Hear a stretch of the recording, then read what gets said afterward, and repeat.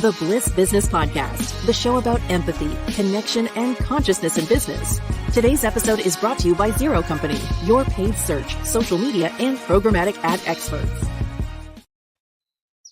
Hello and welcome back to the show. I'm Stephen Sakach here with Tullio Siragusa and Ash Maher once again.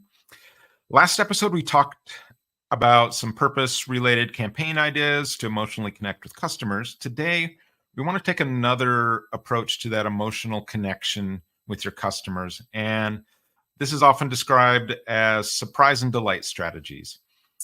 So, you know that feeling when you find that $20 in that jacket pocket that you haven't worn for a year or two? This is kind of the business equivalent of that, where you're just like, oh, wow. The classic example of this is the baker's dozen, getting that extra item when you've ordered a dozen. That goes back centuries. Another example I mentioned previously, it's like getting a free matching pair of socks with those shoes you just ordered. It's something unexpected. And this is our quest today. You might have also heard this referred to as lagniappe, or there's a book called What's Your Purple Goldfish by Stan Phelps. He has several other books on the topic if you want to take a deeper dive. He's kind of the Jedi master here, but we're going to dive into some customer services, that surprise and delight, and how it really is a marketing opportunity to build loyalty and word of mouth. And I want to start off with some examples. Let's kick it off with Chewy. This is not another Star Wars reference. I'm talking about Chewy, the online pet supply company, as a good example here. So picture this. A customer had asked if they could return some dog food that was unopened after their dog had died. And Chewy said, yeah, no problem. Gave them a full refund, told them to donate the food to a shelter, and then had flowers delivered with a gift note signed by the customer rep. And they mentioned the pet's name.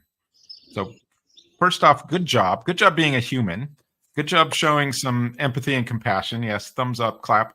This is the sad time of someone's life, and you just don't want to be like, yeah, you can return that, or yeah, no refund policy, right? They're going above and beyond here. And good job by Chewy empowering their reps. This is how you build that love into your business, how you build that authenticity, right? This isn't a one-off. They do this regularly. What are you guys' thoughts on this one by Chewy? I just don't look forward to that moment. I'm a Chewy customer, but that is phenomenal.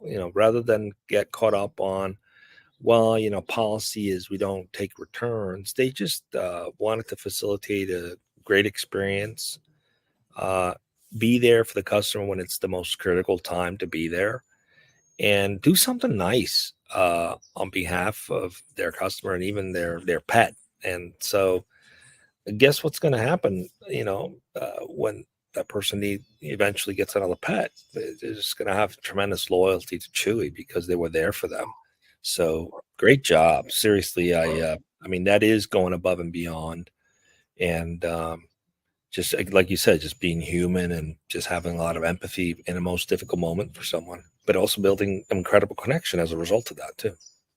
Absolutely. And I have to add to that. I mean, imagine the stories being told to their friends and families after the fact when someone's going through such a loss. I mean, we have my Judy and my knowledge. So I have to imagine myself in that scenario, someone showing that level of empathy, being human. I would be in tears. I would immediately call someone that I would want to confide or someone I want to share this information with that may also have a pet. It could be a network or a community of pet owners that I'd like to share this experience I had with Chewy. So it opened up a whole conversation too, where someone wants to openly, as an ambassador, speak to something that really meant a lot to them. And I think you get that customer forever. That they get their next pet, their friends get their pets, are all coming to Chewy for that experience. Ash, is that your dog? That is my dog right now. Your dog is like saying, don't worry, I'm going to eat the food. I'm going to finish it off. Don't worry about it. She's giving her thoughts on the matter. Don't send anything back. I got it. Right, exactly. So, but yeah, to that, I mean, so if you need the data, there's probably likely you can sell this into upper management or something like that. You got to sell in being human. It's like, hey, yeah, this is going to help you with customer loyalty, right? The metrics of taking this empathetic approach are probably through the roof. You're just going to have a customer for a very, very long time. just by really just, stepping outside of that sort of business as usual approach. Yeah, and Steve, you know what's interesting? I actually have some stats on that specific matter. Let me read them off to you. And this is from an article on Amplify. It says, investing in customer experience not only helps in retaining customers, but also enhances satisfaction and increases cross-selling and upselling opportunities. On average, companies focusing on improving their customer experience see a 42% improvement in customer retention, a 33% improvement in customer satisfaction, and a 32% increase in cross-selling and upselling, according to Amplify. Yeah, so that was what, 42% on customer retention. These are pretty significant stats, and especially if you're talking like in a relationship like this, it could be 15 years or something with that pet. 10 to 15 years. My last dog was 18 years, so it's a long-term relationship, and sure the metrics are there. If you need to justify this to upper management, you've got stats on taking these emotionally connecting approaches, right? With that sort of surprise and delight.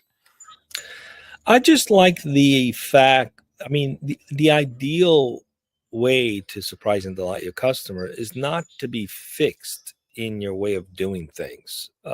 If you get so fixed on processes, you end up choosing efficiency over relationships. And that is always a dangerous place, because businesses thrive on your ability to nurture great relationships. And I think a lot of companies just fail. They train their teams to follow a procedure and to be very fixed with it. And sometimes they miss a huge opportunity instead of focusing on something more important, like being there for a client or a customer, and building trust and loyalty over time. It's a tough thing to balance, and we talked about this before. That's the difference between purpose-driven and people-centric, or a company that's all just about serving the needs of investors or shareholders. They're not gonna deliver on this desire to surprise and delight, because they're not driven by that. So it all kind of comes together. It's like a domino effect. If you've got the right context in place, the right emotional equivalence to empathy, then you're going to do everything else that aligns around that. To that point too, to validate that, did you know that 96% of customers believe that to be super important? And the fact that businesses are missing that. So Amplify had a stat on that specifically. 96%. They were interviewing customers, and they found how important that customer experience portion of it is. Wow, not surprised. So Tullio, you mentioned at the beginning of that was having the flexibility. I think that's a really good point. So Ritz Carlton, they have this employee empowerment program, and they give employees $2,000 without management approval to solve some sort of customer problem. That doesn't mean, they aren't going to mess up or fail at things, but it gives them a little bit of flexibility to say, okay, hey, I've got this that I can take care of you. And they know, you're at Ritz Carlton. This is the lifetime value of someone there. They said the average lifetime value is around $250,000 for a customer there. So this is a high-end, customer, high-end sale. And so they've empowered their employees to have that flexibility just by saying, hey, here's your budget, do whatever that you need to take care of the situation. And, you keep that flexibility going there so they can go above and beyond, right? Yeah, that's the beautiful thing. And again, that ties into the culture. If it's the kind of culture where people are empowered to make those decisions, and you have trust that people are going to act like adults, and you don't have to manage them or have command and controls in place, then you can foster that. So it all goes back to the right type of culture will drive the right behavior, both in how you serve your clients and in how you make judicious decisions in a moment where you want to delight the customer, and also prioritizing the customer, not just the transaction or the efficiency or or the profit. But ultimately, it is about profits too, because we've already talked about in previous podcasts how significantly more profitable organizations that are people-centric are. So, it just makes sense. The data's there. People just need to study it and start to look at it a little bit more seriously. But that's a fantastic thing to have that kind of empowerment and say, I got room to do what I need to do to delight this customer, And what's funny about that too, the stats on the bottom line is that 61% of customers will spend 5% more. And then they looked at a year-to-year stat that business grew by 10% year to year by investing in those customer experiences. So truly the stats are there that it does benefit the bottom line. Hey, Ash, when you think about these type of surprise and delight experiences, what comes to mind for you? What kind of company comes to mind? So I travel a lot for, whether going to festivals or visiting friends or family in different states. And I tend to always be running behind in my travels.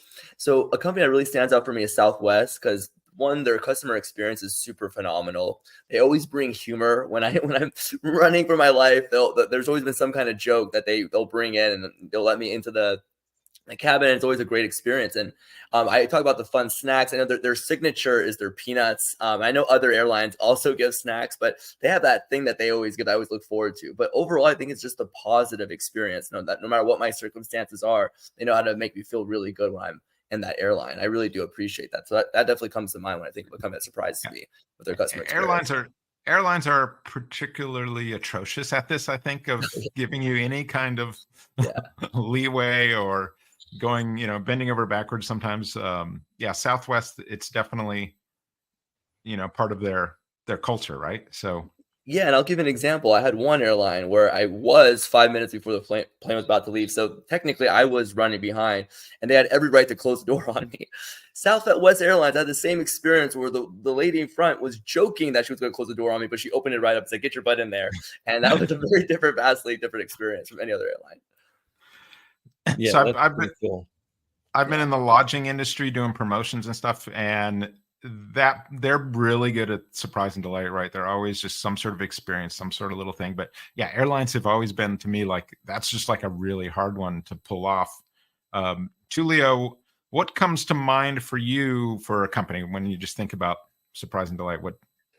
I have two examples. One is the most recent, and then one's a bit of an older one, which is American Express. Back in the day when we had to call a toll-free number to get, service for like travel or concierge or things of that sort. And they really were the gold standard in terms of customer service, how quickly they responded, how efficiently, the quality of the reps, the quality of the resolution, all the steps, the follow-up that they would take.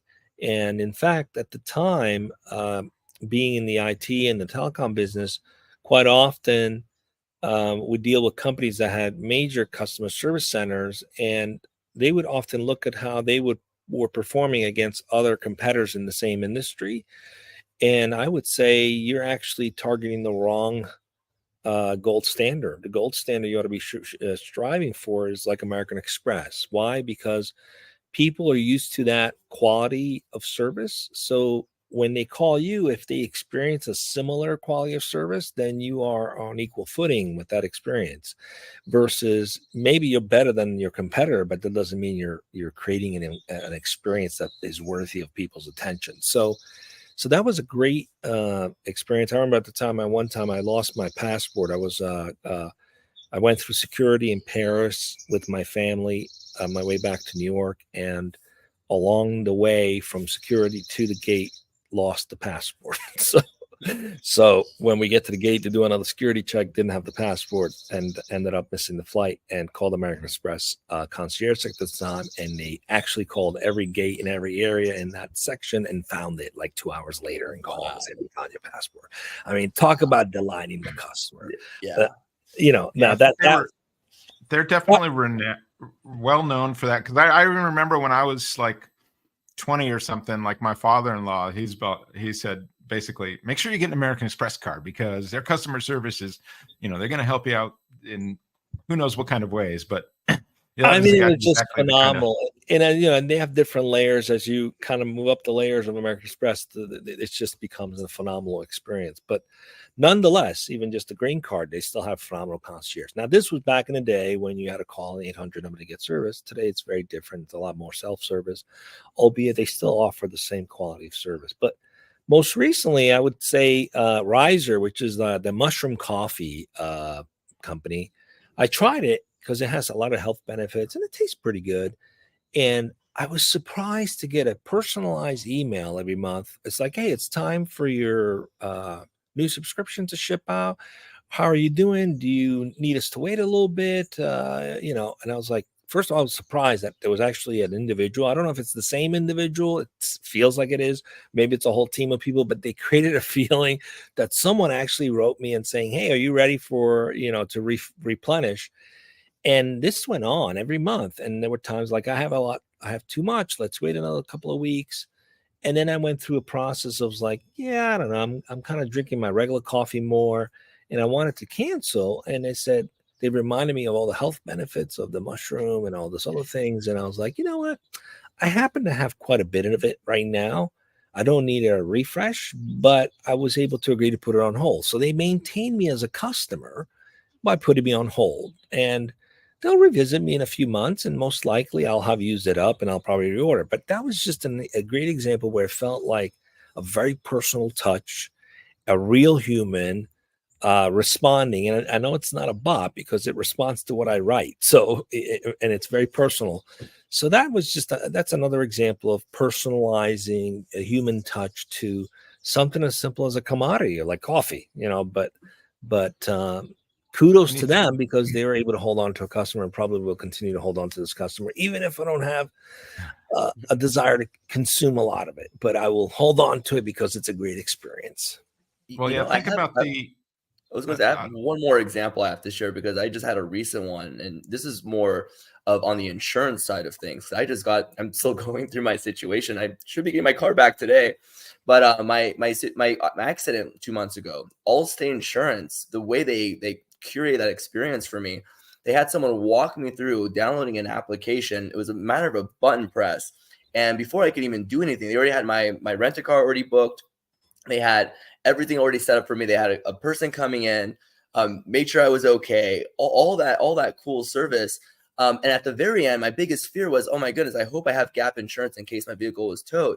Well, I didn't happen to have it with Allstate, but the agent that was taking care of me walked me through the whole experience and said, hey, Ash, you probably have gap insurance with your actual dealer. And he guided me to the dealership. The dealership said, yes, you do. And you're all good to go. So overall, what an awful experience was for me, they made it as alleviated as possible. It was really, they walked my hand. And for me, it's like, my whole fear now was, I don't want to lose these guys as an insurance provider because they were so awesome. I can't imagine. Yeah. Let me highlight the two experiences you guys just talked about here. So Ash, you're talking really about an onboarding experience of this actually using the product, right? The service. Yes. You're actually using. So this is an onboarding experience where they're looking to really make, a good impression, right? So it's so important making those first impressions on their service, and you can surprise and delight during that process. It's one of the best times to do it. Yeah. Tullio, you're talking about with your coffee, you're actually talking about an offboarding sort of scenario, right? Mm. Where it's like, hey, I'm not sure if I want to, keep this or whatever. And they're working with you in this sort of offboarding scenario where you can continue on as a client in some sort of different way or a future customer. And so you've had a different sort of experience at the tail end of those.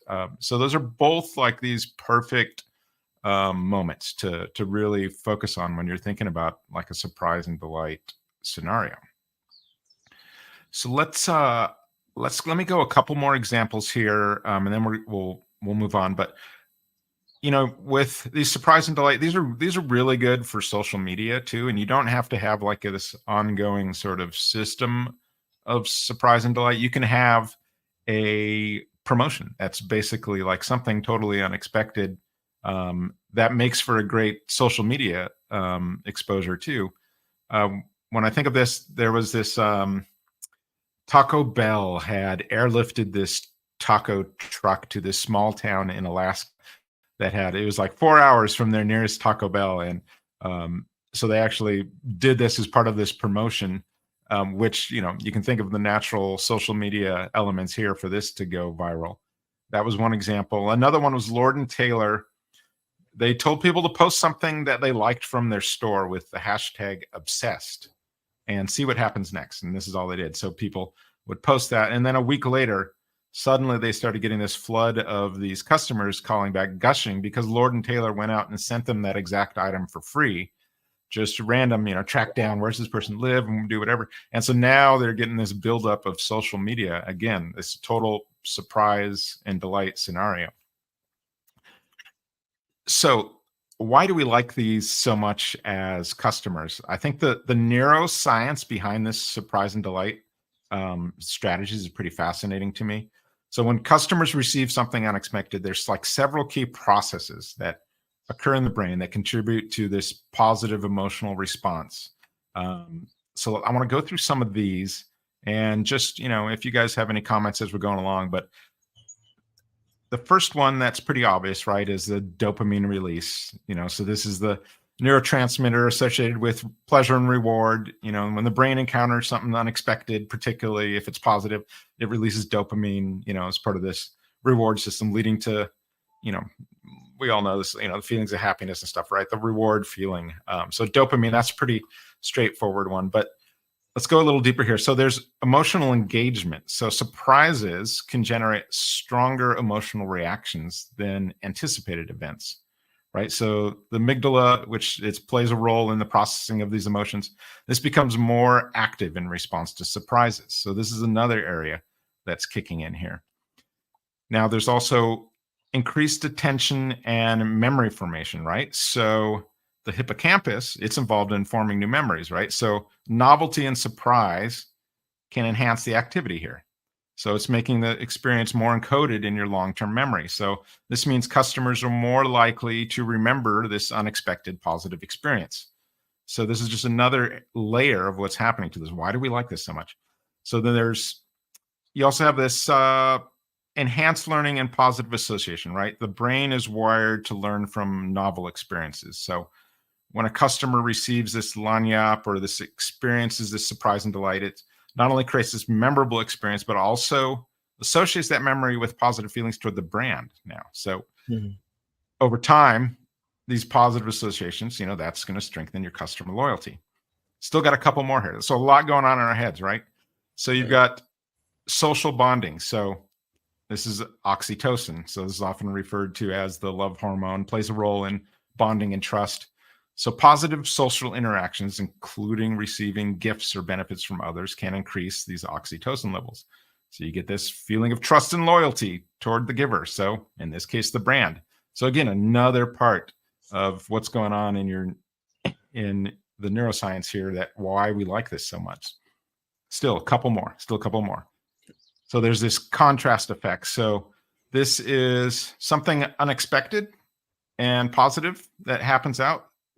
So it's against this backdrop of, everything that's routine, right? The normal expected interactions. So this contrast effect, it's surprise, the surprise comes in here, and suddenly this is more impactful, and it's intensifying your positive feelings toward the brand, right? So just by contrasting, by standing out, you're going to do something there. And then lastly, this is more psychological, but than neurological, but it's this reciprocity principle.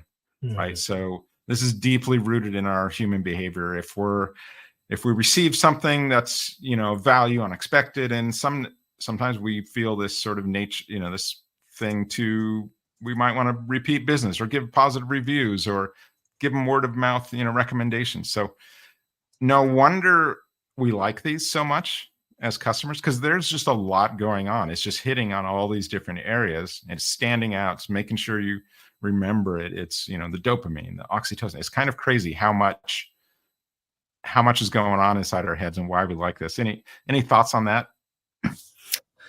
I have two thoughts. One, I thought, wow, we should hire a neuroscientist to join the agency who would just, look at every campaign and just think of every possible ways to enhance those experiences. And then I realized, but wait, we kind of have all this packaged on this idea of empathetic marketing, right? So I mean, everything you've described can be easily packaged as empathy. If you do it right, it triggers all these feelings in people. So then I was like, yeah, we've actually codified it into a platform. It's like if you're doing your business right, and you're building it right, it's just kind of codified it already, like you mentioned.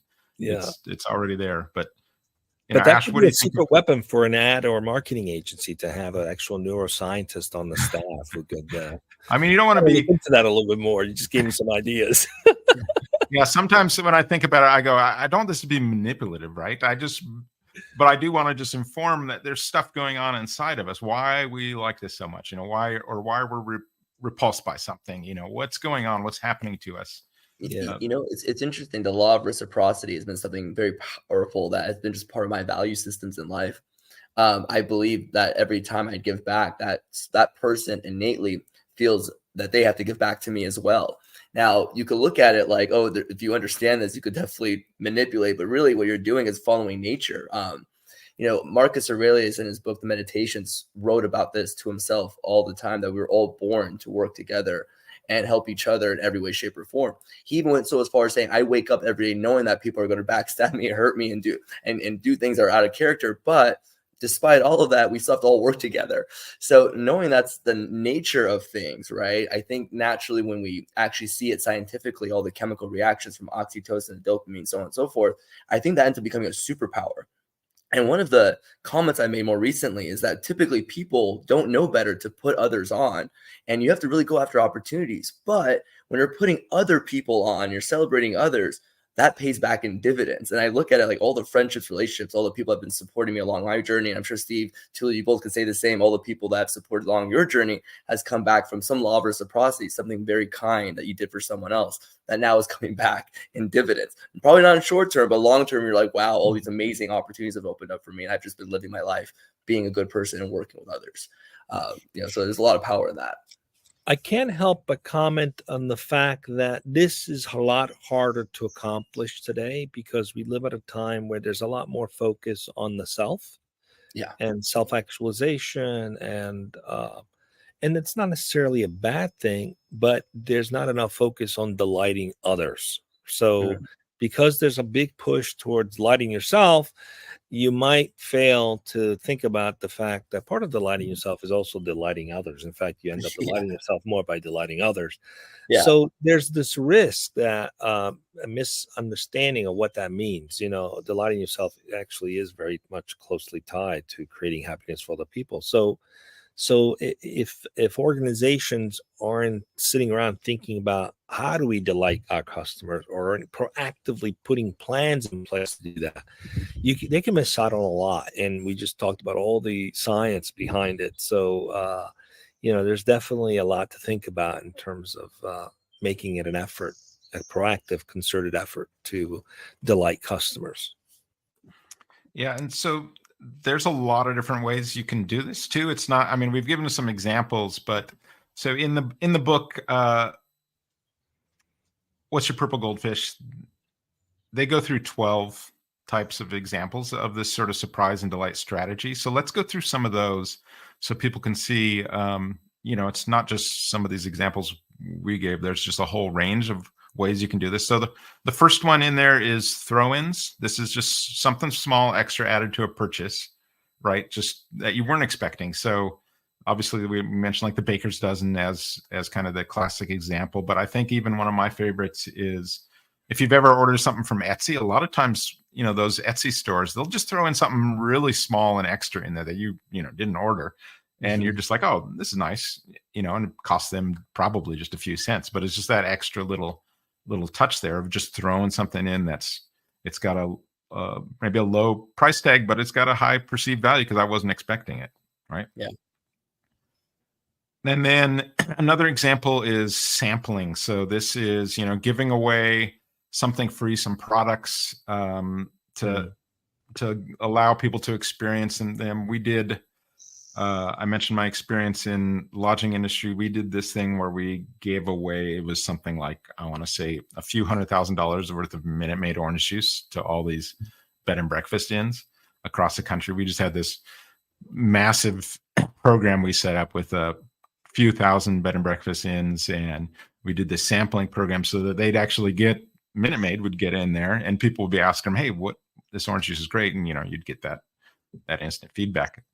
So sampling is like one of those ways where it was free for the innkeeper, right? They were like, "Oh wow, this is great." So it was a surprise and delight for them. But then, you're able to experience. I think you see that a lot in lodging, like different shampoos or things like this. That you're just that sometimes they'll put in there. So think about sampling. So that's that free product. Unexpected discounts. So this is something, sometimes you'll see someone go over the top and say, "Hey, let me work on this. Let me give you a special discount. Let me run it up the ladder," something like that. And something that you weren't really expecting, "Hey, if you order this on Tuesday, we can give you that." Macy's is famous for that, the unexpected discounts.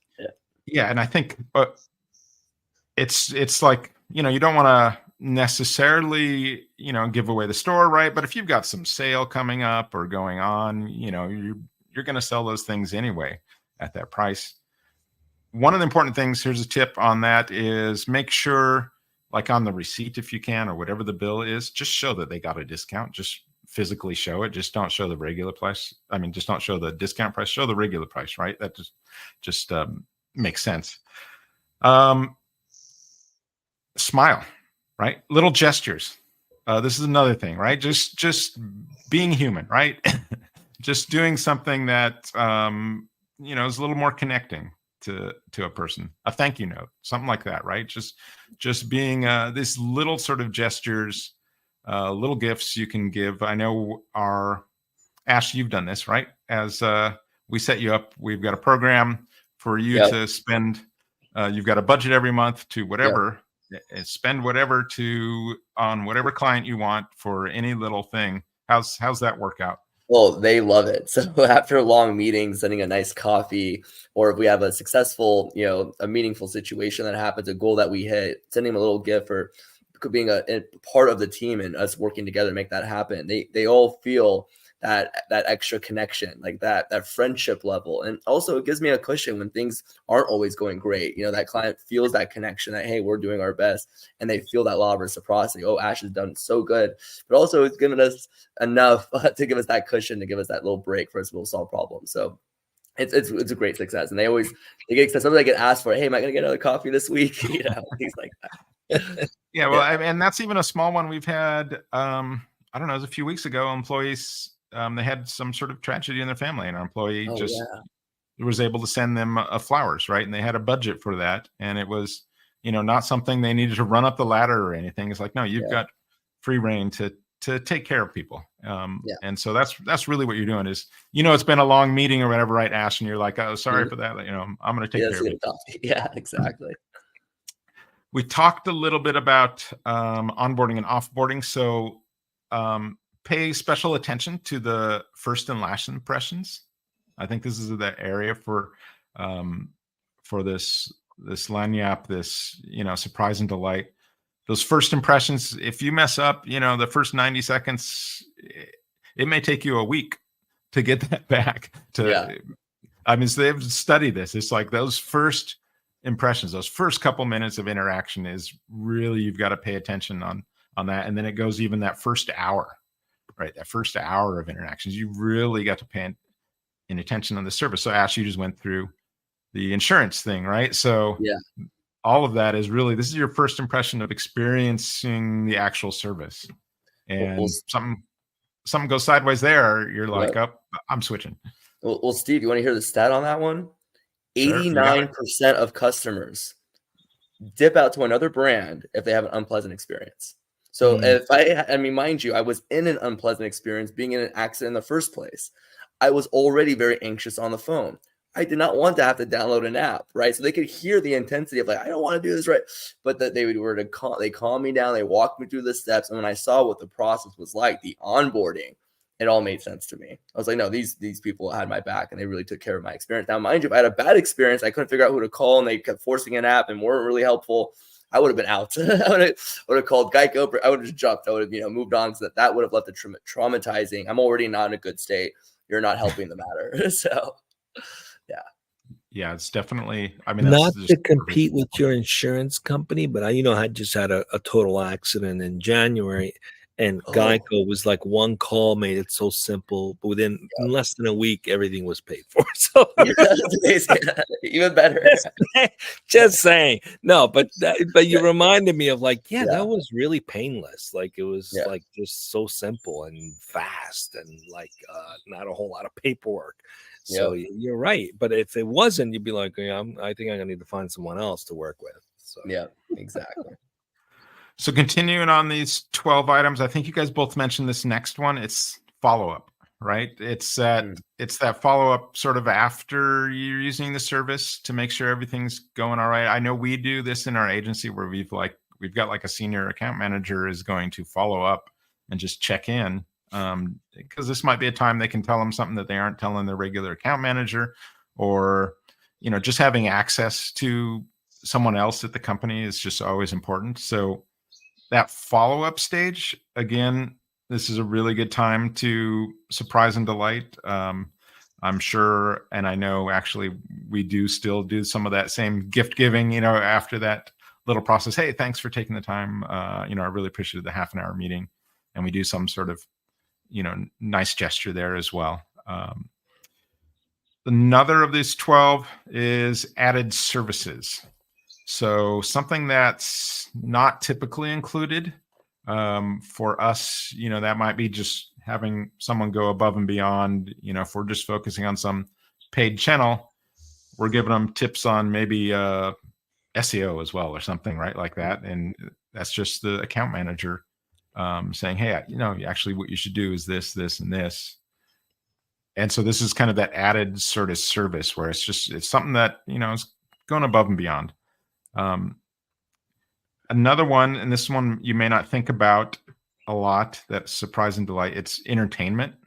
So providing entertainment or some engaging experiences with customers while they wait or browse. I don't know. I think this one's very clever, and I can't think of a good example off the top of my head of that, but just think about that too. The experience, if you're going through this empathetic approach to what you're doing, if you're making someone wait for something or having to just, listen to the hold music or something, what could you do in these scenarios to surprise and delight that customer? Because this is just another good opportunity to speak to them when they're not expecting it. A couple more. We've got convenience. So making customers' lives easier through convenience. What do you guys think of when you think of an example here?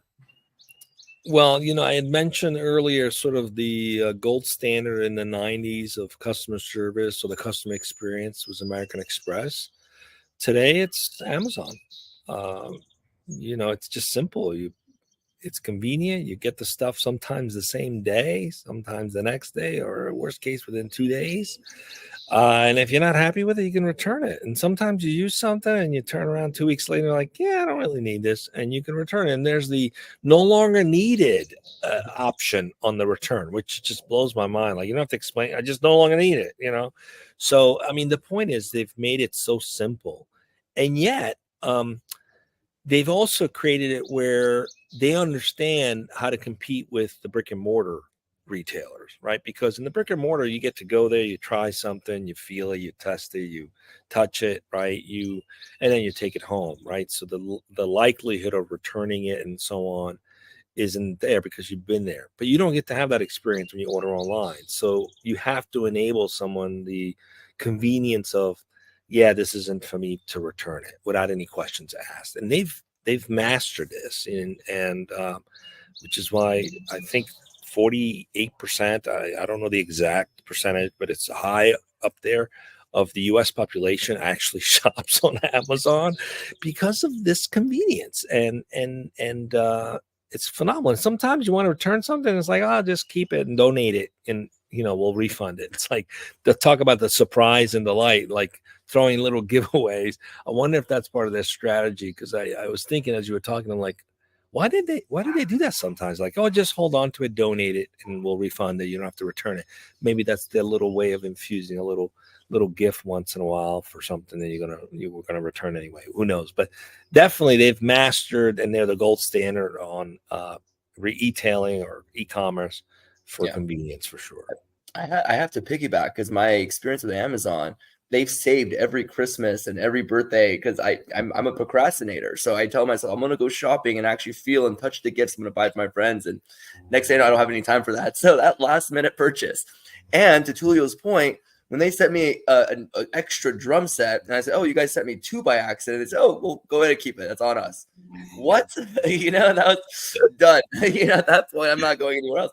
But I think another example I have to give, and this is from my experience with working with a company like CarMax, where they took the buying process, the most tumultuous negotiation process when it comes to buying a car. You go in there ready to negotiate and argue, and it becomes a tumultuous experience. And they said, "No, we're just going to take that away and make this a help you process. We're going to guide you into the right vehicle, and the prices are what they are. So don't worry about coming here and negotiate. It is what it is. You either have the credit score or you don't, and we're going to guide you on the right car that fits your needs." That's a completely different experience where I'm not feeling any pressure. I'm just going in there and like, "Oh, okay, now I have this option, that option, this option." And then their follow-up after the fact is what's kept me going to CarMax over and over and over again. But they were like, "Hey, there's a huge pain point in the car industry. Let's just eliminate it." And it created a great experience for people. And I think they've created their own marketplace that way. Yeah, I think there's a couple companies that do that. CarMax is really good in that car. I mean, this is just it's such an awful experience, right? I know also, like, if you've ever bought a car from a rental car company, that they make it super easy too, where I think they delivered it right to my mom's door, and it's just, no hassle. And this is the price. So yeah, that convenience, Tullio, you mentioned this, competing with the brick and mortar stores, they have some advantages there, but like Amazon, they're fully aware of this, and they want to make that, return as easy as possible. They want to make the experience even easier than going to the brick and mortar store, where it's just that one-click checkout. I think early on, I remember like Zappos is known for this, like the free shipping on and free returns on the shoes when you bought them online, because they knew they had to compete with the brick and mortar. You're going to go into the store, you're going to try them out. So they're trying to make that process much easier for you to just get a pair, see if they work, and if not, send them back. No problem, no hassle, right? And I think Amazon bought them. So yeah, they did. So yeah, convenience, super easy process. That's a great place to surprise and delight whenever you can make something just much better than you anticipated. The other one, and you kind of mentioned this a little bit, was those unexpected guarantees. This is another area. So what comes to mind for me is like REI, right? If you had some camping equipment, you could even go use it and turn it back and say, "Nope, I didn't like this tent," right? Or whatever it is. And they'll take back whatever it is. People have taken stuff back they've used for a long time. Patagonia, I think, will make repairs and replacements on, like, you get like a lifetime guarantee, I believe, on their product. So I think Coach has that on their bags too. Coach and some others, like lifetime, they'll fix a repair. I mean, it's pretty impressive when they do stuff like that. Yeah, and this helps. We've talked about this, Tullio, is this helps establish that community right around the brand, is when it's something that's, as unexpected as this, or going above and beyond, you start to build that really loyal following. A couple more here. Personalization. So customizing a product or experience to an individual. That's another area where you can surprise and delight them. I think I mentioned Chewy. They actually knew the pet's name and wrote it in that note. I mean, how personalized is that? And especially at that time. Last one, handwritten notes. So we just talked about it. And we've done this in the past too, where it's just, hey, no one does this anymore, right? So just send a quick thank you, handwritten note, send it off. You got all this noise in the digital environment. Now you're getting something, analog here. It's just a good contrast, and you've taken a little extra time out of your day to just personalize and think about someone. Any last thoughts on those before Ash? On the handwritten note, I actually met the founder of a startup at SaaStr last year in San Francisco, who actually, their business is these handwritten notes. You'll type it out and they will print it where it looks exactly like it's been handwritten, and they ship it out on your behalf and mail it to someone. It was just a brilliant idea on this concept of handwritten notes. And you can tell that it was not handwritten by you, but just I don't know if they took off or not, but I was so impressed with that idea. I'm like, because I don't have the time to do that all the time, but it'd be nice to be able to do that every time you want to thank a client or someone. So, and also my handwriting is atrocious now since everything. I know a couple of our staff members, this person must be a serial killer, because what is going on in this handwriting? We're going to get someone to write that note for you. Exactly. Because when is the last time you hand wrote something? Am I psychotic? Looks like a script from a doctor's office. That's how my handwriting is now. Ash, you've gone through a bunch of stats. You got anything left in the? Yeah, let me pull a few more. Yeah, so this is actually from Smart Carrot, customer success. They mentioned that providing a high quality customer experience can also lead to significant cost savings, up to 33% of customer service costs, which I thought was really interesting. We talked about brand loyalty. About 96% of customers saying it's crucial. We talked about positive customer experience make customers 77% more likely to recommend a brand. But then 89% was mentioned to switch brands after an unpleasant experience. So Smart Carrot said that one. And Millify brought up that 86% of consumers would leave a brand after just 2 poor experiences, highlighting the thin line businesses walk in maintaining customer loyalty. So there's a lot of data here on the benefits of having that purple goldfish and giving back and creating an amazing experience. I mean, just from the bottom line perspective to the retention of customers, to customers themselves feeling it's super important. And the fact that Tullio, you had mentioned that a lot of businesses are not taking the time or as much time, but customers are saying that it's that important to them. It's crucial. I think there's a huge opportunity there. Yeah. If you're not listening, you're not showing empathy. I mean, that's those businesses ought to look at the design thinking principles. Then they start listening a little bit more about what customers saying. The data's there. You're just not listening. Exactly. Can't help you if the data's there and you don't do anything about it. We're trying to cater to the 11%, the ones who don't care. You can put your head in the sand like an ostrich, but the data's there. Take decisions on it. So, so one last tip. We talk about surprising and delighting your customers, but if you're management or leadership, you can also do that to your team. You can do that internally for someone. You can do something. I don't know. We bought someone an air conditioner for her house. It was like, we're sorry that the weather is so bad here in our office at the moment, and you can't go home and do that. So we just delivered it there. I know we've done some other things for people over the years where it's just, hey, let's just do it for them, right? And so you can do this internally, not just outwardly. So if you really want to build that sort of that feel-good factory, right? Turn this inward and look at how you can do this with your employees. So we've covered some good examples by big brands. We went over why we like these things. There's a number of crazy things that going on in our heads when we get this sort of surprise and delight with customer experience.